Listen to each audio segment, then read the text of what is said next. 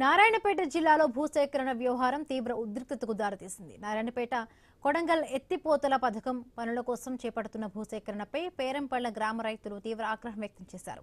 నష్టపరిహారం చెల్లించకుండా భూములు ఎలా తీసుకుంటారని ప్రశ్నించారు. మా పంట పొలాల్లో పంటలు వేయొద్దని చెప్పేందుకు మీరు ఎవరు అంటూ అధికారులపై రైతులు ఆగ్రహం వ్యక్తం చేశారు. జయమ్మ చెరువు వద్ద నిర్మించనున్న పంప్ హౌస్ కాల్వ పనుల కోసం వందల ఎకరాల భూములను సేకరిస్తూ ఉండగా ఇప్పటి వరకు పరిహారం అందలేదని రైతులు ఆరోపిస్తూ ఉన్నారు. దాదాపుగా 40 ఏళ్లుగా సాగు చేస్తున్న భూములను ఇప్పుడు వివాదాస్పదంగా మార్చారని వారు ఆవేదన వ్యక్తం చేస్తున్నారు.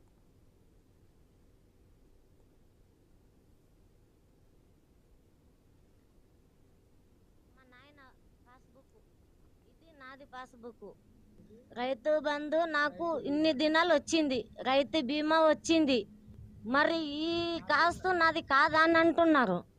నాకు రావాల్సిన పైసలు వేరే వాళ్ళకు ఇచ్చి వేసిండ్రు. ఇప్పుడు నా బ్రతుకు ఎట్లా బ్రతుకు సారు? నాకు ఒక ముసలిది ఉన్నది, నా భర్త చిన్న వయసులో చనిపోయిండు, నా పాపలని నేను ఎట్లా చిన్న ఉన్నారు, ఆ పాపలని ఎట్లా బతికించుకోవాలి సార్? నిన్ను ఎవరి దగ్గర పోవాలి? తల్లులం పిల్లలం మొత్తం ఇదే పొలములా మందు పోసుకొని మేము సావడము, మేము చచ్చిపోతాం సిద్ధంగా.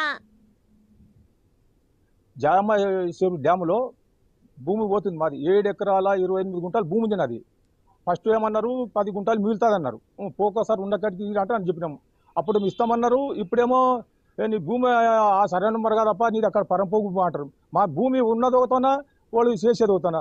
మొత్తం భూమి ఉంటుంది. లేదు సార్ మా భూమి మాకు డబ్బులు కావాలి ఇవి అంటే చెప్పినాము. అటు చెప్పిన వాళ్ళు అప్పుడు ఇస్తామంటారు. మొన్న సాటింపు చేసినారు. మళ్ళీ చేనులు వేయకురి, మళ్ళీ పంటలు వేయకురి అంటారు. పంటలు వేయకురి మేము అక్కడ పంటలు వేసినాము. ఇప్పుడు వేసేటోళ్ళు వేస్తుంటాము, కొన్ని వేసినాము, కొన్ని వేస్తున్నాము. ఇప్పుడు ఎక్కడ పోలే మా భూమి నష్టపరిహారం మాకు ఇచ్చి, మా డబ్బులు మాకు ఇచ్చి మేము ఈడు అని కూడా తయారున్నాము.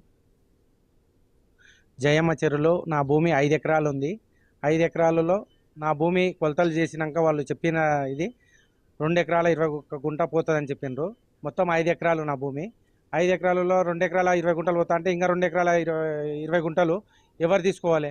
ఎట్లా పోయి పంట చేయాలి? ఆ నీళ్ళలోకి వెళ్ళి పోయి పంట చేయడానికి రాదు. మనం దామరగిద్దకి వెళ్ళి పోవాలంటే 15 కిలోమీటర్ల దూరం వెళ్ళాలి. ఆ 15 కిలోమీటర్ల దూరం పోవాలి. రైతును పంట చేసుకోవాలంటే ఎట్లా చేసుకోవాలి? ఆ మొత్తం భూమిని తీసుకోవాలని మా అభిప్రాయము.